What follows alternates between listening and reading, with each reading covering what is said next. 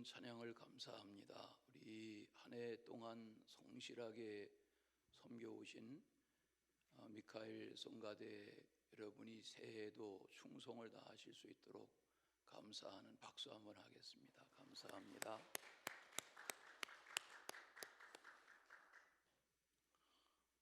이 한 해의 마지막 날을 주의 날로 맞게 되었습니다. 오늘 밤 11시에 우리 송구영신 예배로 또 모이실 터인데 맞이하는 새해에 하나님의 은총과 평화가 함께 하시기를 기원합니다. 오늘 말씀의 제목을 아들을 보내신 목적 이렇게 정했습니다. 성탄의 목적이 무엇인가? 그런 질문을 받는다면 하나님의 아들이 이 땅에 보내심을 받은 목적이 무엇인가 하는 질문을 받는다면 무슨 대답을 할 수 있을까? 오늘 사도 바울은 갈라디아 교회에 편지하면서 예수님이 이 땅에 오신 목적이 이것이다 하는 명쾌한 대답을 편지에 담아내고 있습니다.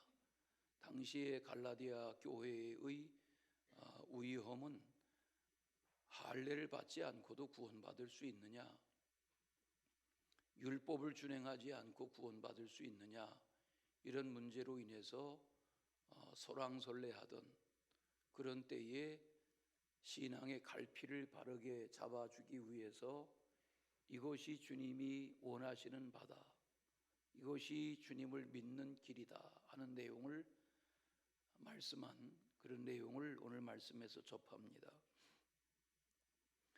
아들을 보내신 목적, 하나님의 아들이 여자의 몸을 입고 이 땅에 오신 목적, 오늘 4절에서 그런 내용을 말하는데 첫째는 속량하시려고 오셨다 하는 것입니다. 오늘 펼쳐놓으신 본문의 5절에 보시면 속량이라는 단어가 나옵니다. 갈라디아서 3장을 앞에 펼쳐보시겠어요? 3장 13절에 보면 속량이라는 단어를 미리 사용했고 또 오늘 여기서 다시 반복해서 속량이라는 단어를 사용하고 있습니다. 여기 엑사고라조라는 속량이라는 말은 되돌려서 산다 그런 말입니다. 설명하면 노예로 있던 사람을 내가 노예의 값을 주고 삽니다. 그러면 남의 노예가 내 노예가 되지 않습니까? 내 노예로 삼은 후에 값을 주고 내 노예로 삼은 후에 이제 너는 내가 주인이니까 명한다. 너는 자유자다. 이렇게 그에게 자유를 허락해 주는 이것이 속량입니다.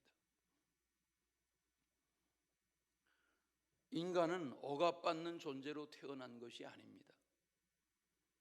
하나님은 인간에게 자유를 주셨습니다.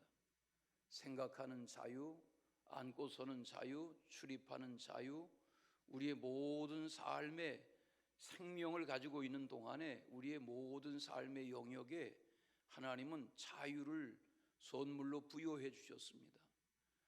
사람은 누구라도 이 자유의 구속을 받는다든지 이 자유에 대하여 회방을 받는 것을 견뎌하지 못합니다. 우리나라가 자유를 빼앗긴 적이 있습니다. 나라의 주권을 빼앗긴 적이 있습니다. 민족이 국가가 자유를 빼앗겼을 때에 이 자유를 되찾기 위해서 항거했던, 죽음을 불사하고 항거했던 수많은 독립투사들이 있습니다. 나중에는 너무 지쳐가니까 더불어 살아갈 수밖에 없다라고 여기고 일본 편에 들었던 사람들이 있지만 자유라는 것은, 독립과 자유와 해방이라는 것은 하나님이 인간에게 부여하신 크나큰 선물이 아닐 수 없습니다. 죄의 삭은 사망인데 죄로 인해서 죽게 된 인간, 더 명확하게 말하면 죄로 인하여 죽은 상태의 인간을 그 죽음에서 다시 살려내시는 이것이 오늘 말씀하는 속량이라는 것입니다. 이런 성경의 논리와 견해로 하면 세상은 두 부류의 사람이 삽니다.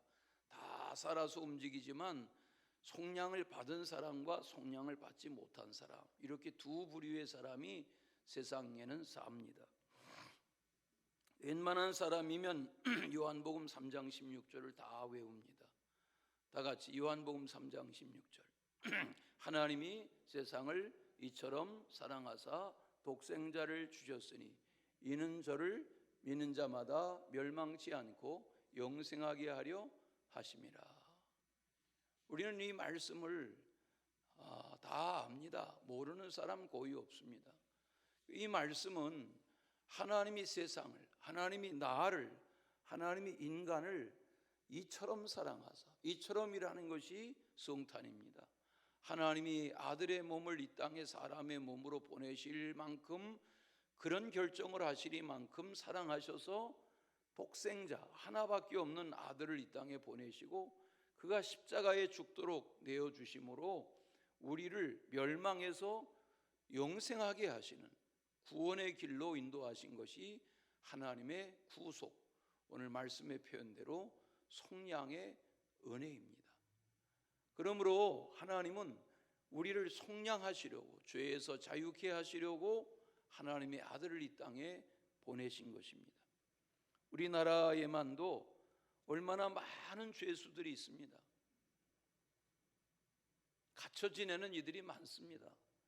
그 죄를 분류하면 형기가 다 다르고 죄 몫이 다 다르지만 갇혀 지내는 죄수도 있고 이 세상에서 갇힌 적이 없지만 활보하는 인생들이 있는데, 하나님 보시기에는 갇혀 있는 이나 세상에 살아가는 이나 하나님 앞에서는 다 죄인입니다.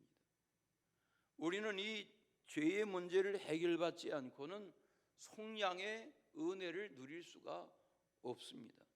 여기서 죄라고 하는 것은 무슨 행위로 지은 죄, 그럴 수 있습니다. 그러나 성경이 말씀하는 죄는 아담에게서부터 시작된, 아담과 하와에게서부터 비롯된 이 죄의 문제는, 원죄라고 하는 이 죄의 문제는 그렇게 한두 마디로 설명할 수 있는 간단한 문제가 아닙니다.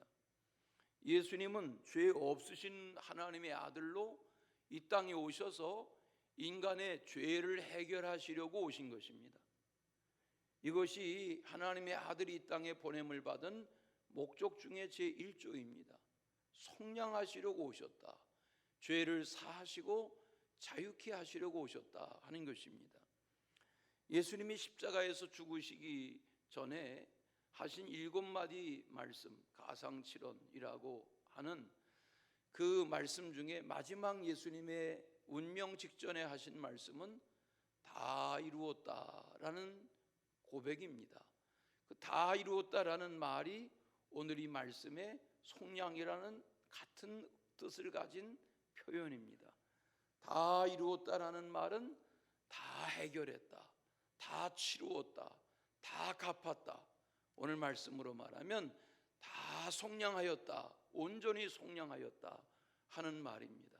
죄의 값을 다 치루어서 그 진리를 깨닫는 이들마다 죄사함 받고 자녀가 되고 하나님의 나라 백성이 되고 영생하게 하시는 그 가치를 부여하신 것이 다 이루었다라는 주님의 선언입니다. 이것을 바울은 갈라디아서 3장 13절에서 이렇게 말합니다. 앞 페이지 3장 13절 보시겠어요?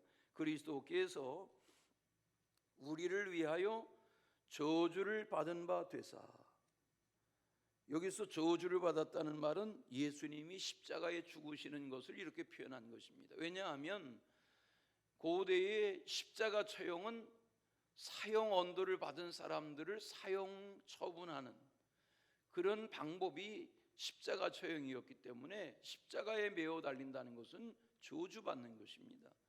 그리스도께서 우리를 위하여 저주를 받은 바 되사, 십자가에 달린 바 되사 율법의 저주에서 우리를 뭐 하셨으니?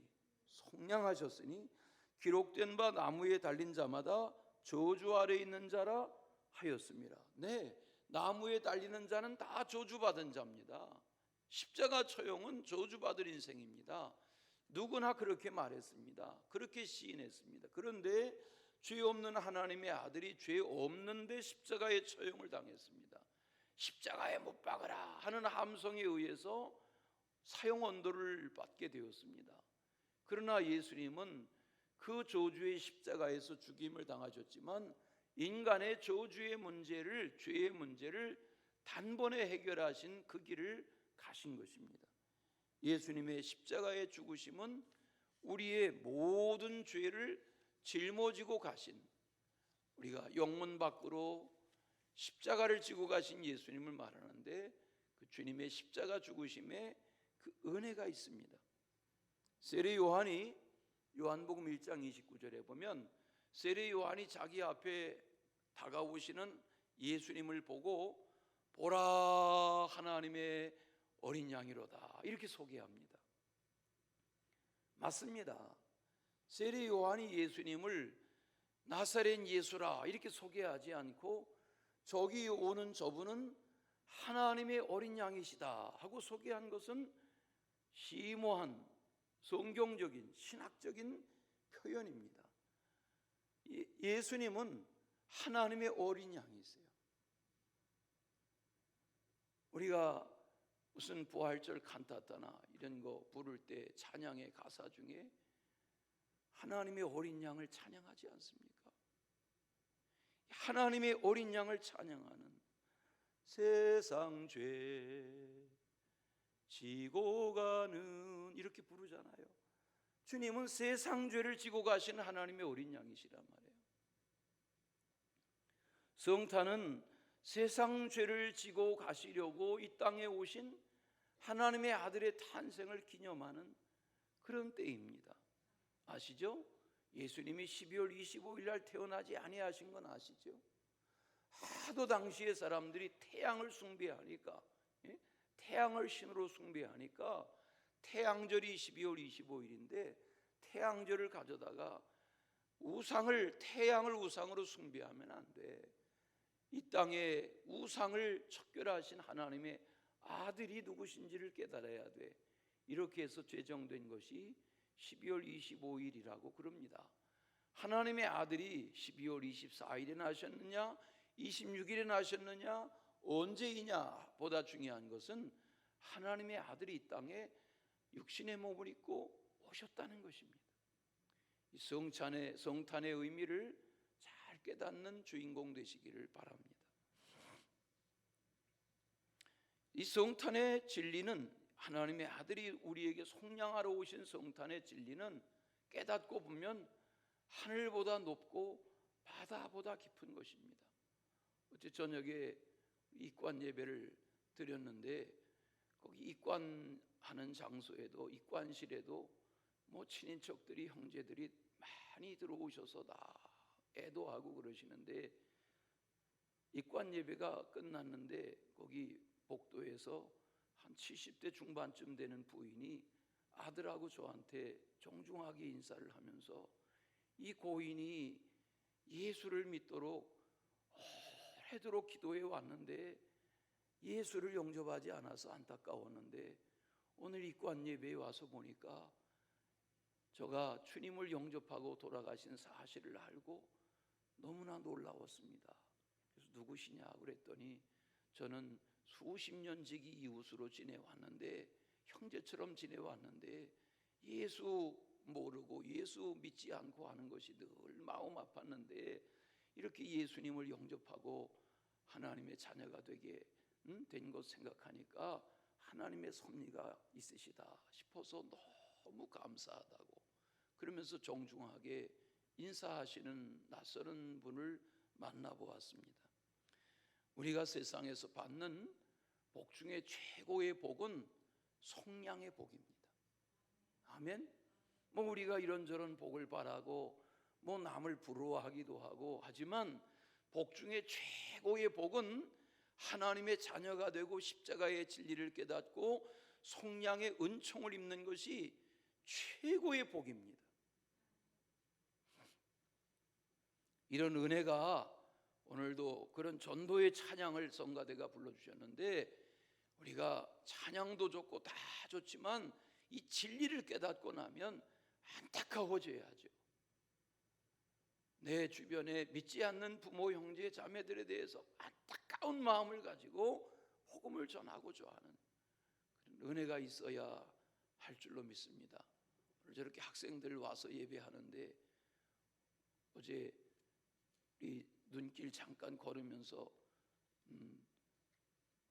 이찬수 목사님 이야기가 설교에 어느 분 설교에 나오는데 보니까 이찬수 목사님 아시나요? 아세요? 네. 이찬수 목사님한테 어느 중학생 남학생이 편지를 했답니다. 편지 내용이 목사님 진짜 사는 게 미치겠어요. 이러면서 내가 왜 세상에 이 호구 많은 나라 중에 이런 못된 나라에 태어나서 살아야 되는지 이해를 할 수가 없어요. 나는 지금 사는 것 자체가 아주 미치겠어요. 그런 편지를 써서 보냈다는 거죠. 여러분, 왜 10대 중반의 청소년들이 세상을 이렇게 보는 이유가 뭘까요? 물론 우리나라 청소년기라는 것이 한창 혈기왕성할 때 무거운 책가방을 메고 그러고 지내지요. 그러나 우리나라만 그렇습니까? 여러분, 공부해서 남줍니까?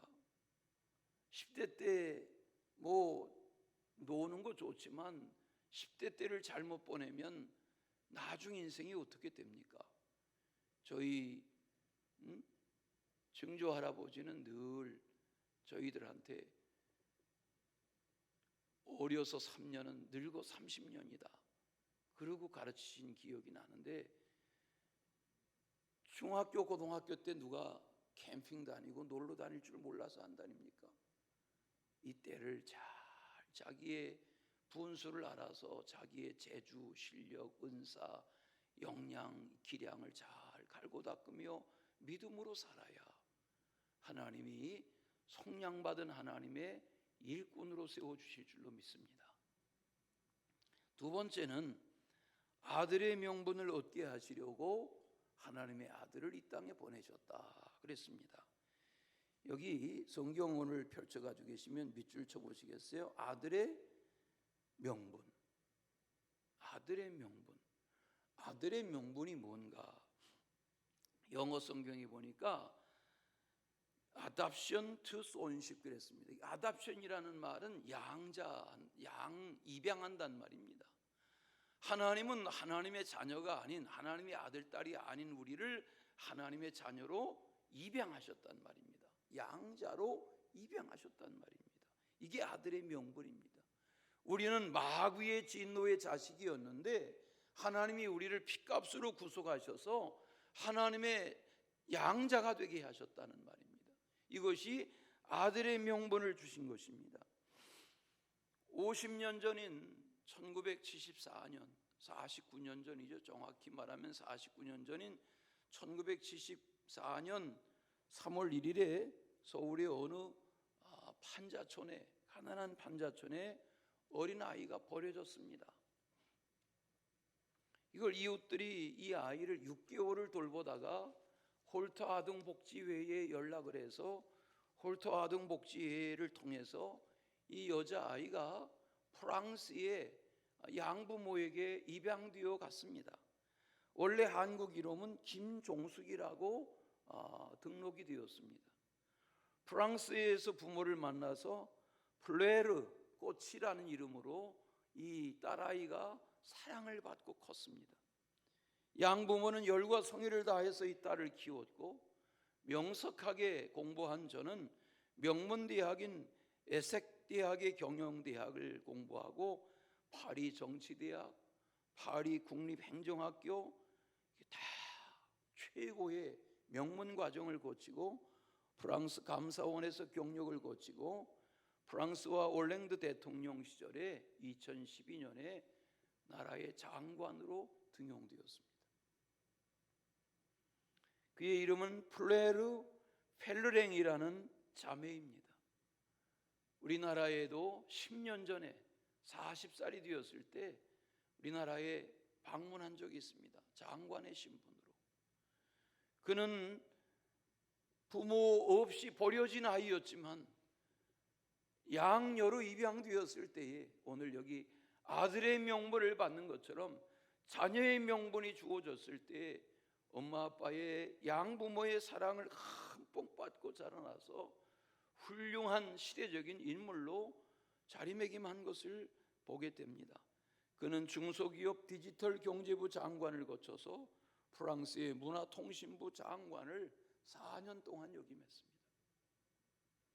하나님의 아들이 된다고 하는 것, 하나님의 자녀가 된다고 하는 것은 마치도 훌륭한 부모 곁에 양자녀의 권세와 특혜를 누리는 것처럼 하나님이 나의 아버지가 되시고 하나님이 나의 아빠 아버지가 되셔서 하나님으로부터의 아버지의 사랑, 그 아버지의 공급하신 은혜를 깨닫기 시작하면 세상에 훌륭한 부모를 만나서 성장하고 살아가는 것도 복이로되 하나님 아버지가 오늘 말씀대로 아빠 아버지로 깨달아지고 영접되는 순간 하나님이 나를 자녀 삼으시고 내가 하나님을 아바 아버지라 부를 수 있는 이 권세는 세상 무엇으로 설명할 수 없는 놀라운 은혜인 줄로 믿습니다. 우리가 나의 피난처 예수라는 찬양을 부를 때 후렴에서 아바 아버지라고 부릅니다. 아바 아버지 나를 사랑하시니 이러면서 찬양합니다. 아바 아버지, 다 같이 아바 아버지, 네 아바 아버지. 뭐 친정 아버지나 친아버지에 대한 추억이 좋지 않으면 아버지라는 말 듣기도 싫겠죠. 그러나 좋은 아버지의 추억을 가지고 있는 분들은 아빠라는 존재, 아버지라는 존재가 얼마나 귀한 존재인가 하는 것을 알 수가 있죠. 어제도 입관을 하는데 부인께서 그렇게 입관장에서도 그렇게 흐느껴 우세요. 저는 많은 입관 현장에 입관실에 동참해 오곤 하는데 그렇게 슬퍼하는 아내의 슬픔을 처음 봐요. 그렇게 슬퍼하고 남편의 시신 앞에서 가족들 먹여 살리느라고 고생했다고 고맙다고 미안하다고 그러면서 볼을 비비면서 슬퍼하는 모습을 봐요. 아빠라는 존재가 누군가? 하나님은 우리의 아빠 아버지가 되셔서 우리 각 사람을 하나님이 자녀 삼아 주신다. 아들의 명분을 주신다. 이 은혜를 잘 깨닫는 축복이 있으시길 바랍니다. 여기 명분이라는 단어, 이 단어가 우리 성경에 잘 해석된 표현입니다. 사람은 명분을 잘 지켜야 합니다. 에덴 동산의 아담과 하와는 하나님이 거니시는 동산, 완전한 동산, 천국의 모형과 같은 하나님이 함께 하시는 그 창조의 동산에서 하나님의 형상대로 지음받은 피조물의 명분을 빼앗겼습니다. 스스로 버렸습니다. 그러므로 에덴에서 추방되고 쫓겨나고 말았습니다. 여러분 상상해 보십시오. 하나님의 말씀대로 아담과 하와가 살았다고 하면 죽음을 보지 아니하고 영원한 하나님의 자녀의 삶을 누릴 수 있었을 터인데 그 권세와 명분을 경홀히 여겼기 때문에 에서는 파탄죽 그릇에 배고픈 것을 참지 못하고 동생 야곱에게 자기의 장자의 명분을 팥죽 한 그릇에 팔아버렸기 때문에 평생 영원히 불행한 인생이 되고 말지 않았습니까? 사울은 왕이었습니다. 하나님이 왕으로 택했습니다. 이스라엘의 초대 왕입니다. 그런 저가 하나님이 세우신 이 언약 민족의 왕의 명분을 경홀히 했을 때에 하나님의 말씀을 전하는 선지자의 말을 경홀히 여기고 하나님의 말씀을 업수히 여기고 하나님을 함부로 대하고 교만하고 경거망동하게 행동하고 왕의 명분을 함부로 대했을 때에 비참하고 불행한 인생으로 끝나지 않았습니까? 12 중에 하나가 되는 제자의 명분이 얼마나 귀한 건데 가룟 유다는 제자의 명분을 버리고 주님을 팔아버리는, 그리고 자신의 생을 불행하게 마치는 그런 모습을 대합니다. 우리는 성도의 명분을 지켜야 합니다. 그리스도인의 명분을 지켜야 합니다. 신앙인의 명분을 잘 지켜가는 그런 은혜가 있으시기를 바랍니다. 오늘 여기 아들의 명분이라는 것은, 하나님의 아들, 딸의 명분이라는 것은 존귀한 것입니다. 그렇지 않습니까? 우리가 훌륭한 아버지 밑에서 자랐을 때 내 아들입니다. 우리 부모님입니다. 부모로서 자녀로서 영광스러운 것처럼 우리는 하나님의 자녀다, 나는 하나님의 아들, 딸이다, 이런 자신의 명분을 잘 지켜가는 그런 은혜가 있으시기를 축원합니다. 마지막은 유업을 받게 하시려고 하나님의 아들이 이 땅에 오셨다는 겁니다. 오늘 본문 말씀에 유업, 밑줄 쳐보시겠어요? 유업, 7절에 유업. 우리 유업 그러면 부동산에 관심을 갖게 되죠. 유산에 관심을 갖게 되죠. 뭐 그렇게 생각할 수 있습니다. 왜? 그게 이해가 쉬우니까. 유업이라는 것은 부모에게서 부여받는 재산, 이게 유업입니다.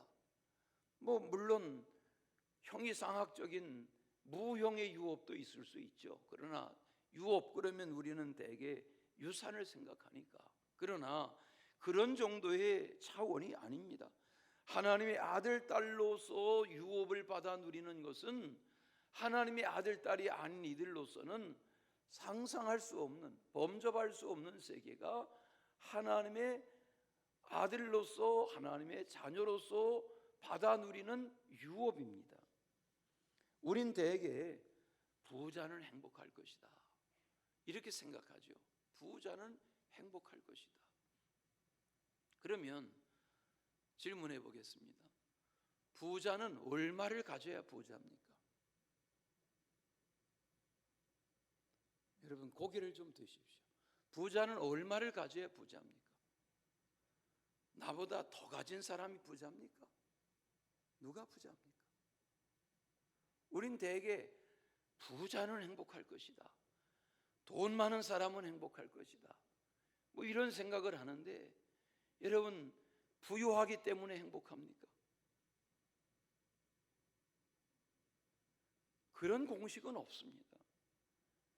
재산가이기 때문에 행복하고, 부자이기 때문에 행복하고, 권력자이기 때문에 행복하고, 국가적인 기업, 세계적인 기업의 총수이기 때문에 행복하고, 그런 등식은 없습니다. 행복이라는 것은 성경이 너는 행복자로다 말하는데, 주님이 팔복에서 말씀하는 이러이러한 자가 복이 있는 자다 하는 그 복되다는 말이 행복이란 말인데, 복되다는 말은 그렇게 간단한 설명으로 이해할 수 있는 세계가 아닙니다. 아니 저 사람이 돈이 없나, 명예가 없나, 권력이 없나, 가족이 없나, 뭐가 없나, 뭐가 아쉬워서, 아닙니다. 우리는 그렇게 세상의 복이라는 것을 쉽게 간단하게 비교급으로 설명할 수가 없습니다. 하나님은 오늘 말씀대로 유업을 깨닫고, 나는 하나님이 나의 아버지가 되시고, 하나님이 나의 죄를 속량하시고, 하나님이 나에게 아들의 권세와 아들의 유업을 받아 누리게 하신다, 이거 깨닫고 나면 세상 부러울 것이 없습니다. 물론 세상을 살아가는 삶의 질이, 경제적인 여건이 다 다를 수 있지요. 그러나 그것으로 우리의 삶을 평가할 수도 없고 이야기해서는 안 되는 거죠. 하나님의 아들, 딸로 누리는 유업이라는 것은 믿음으로 산다, 소망을 가지고 산다, 감사하며 산다, 평화를 누리며 산다, 이 모든 것들이 하나님의 자녀로 누리는 유업의 세계입니다. 나는 하나님의 아들, 딸로서 하나님 안에서 안식과 평화와 보람과 만족을 누리며 산다 한다면, 이 가치는 세상의 어떤 부여의 가치로 설명하는 것과 비교할 수 없는 세계가 하나님의 자녀로서 누리는 부요한 유업입니다.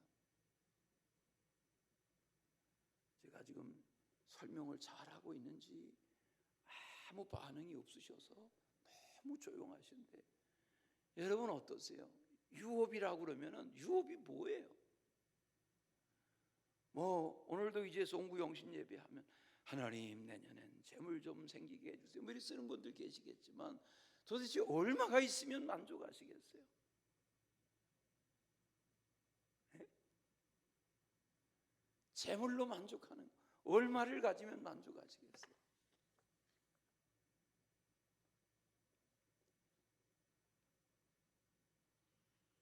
성령의 9가지 열매를 우리가 합니다. 사랑과 희락과 화평과 오래 참음과 자비와 양선과 충성과 온유와 절제다. 가만히 생각해 보면 그게 열매입니다. 그게 유업입니다. 그게 성도에게 누리게 하시는 유업입니다. 여러분, 이거 누릴 줄 모른다고 하면 고대 강실에 살아도 소용이 없습니다.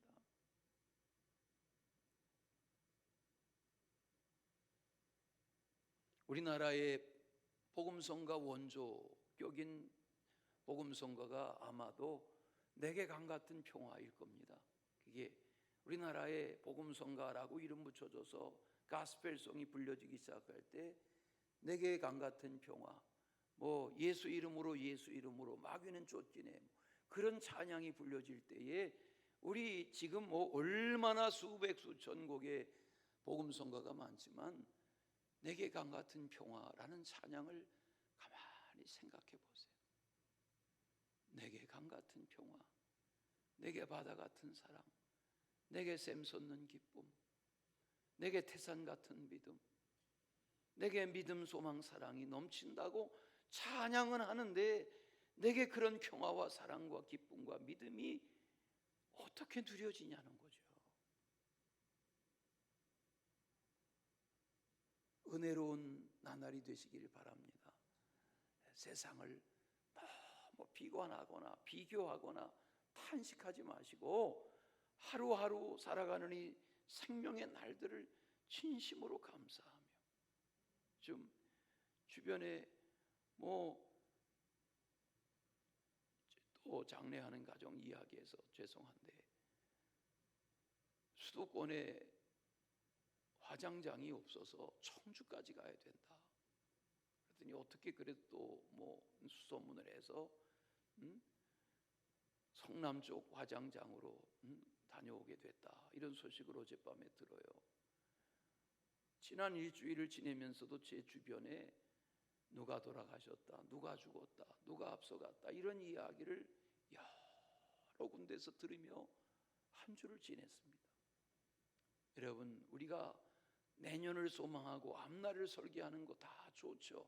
젊은이 노인 다 좋지만 분명한 것은 내가 하나님 앞에 서는 순간, 왜냐하면 이 순간은 누구에게나 다가올 텐데, 우리가 성탄일 새벽에 노원구의 아파트에 불이 나서 4층에서 약사 남편 간호사 부인이, 그 부모님이 다 약사시라는데 30대 초반의 약사 남편이 딸아이 둘을 데리고 3층에서 연기가 올라오는데, 불연기가 4층에 자기들이 몇 달 전에 이사해서 집 한 칸 마련하고 살려고 하는데, 그래야 2살짜리 아기를 엄마가 안아서 쓰레기통에다 던져가지고 아기는 살고, 아내도 어떻게 쓰레기더미 위에 뛰어내려서 살았는데 여기저기 다 탈골이 되고, 포대기에 7개월짜리 아이를 포대기에 이불에 싸가지고 이 아빠가 뛰어내렸는데 아기는 살고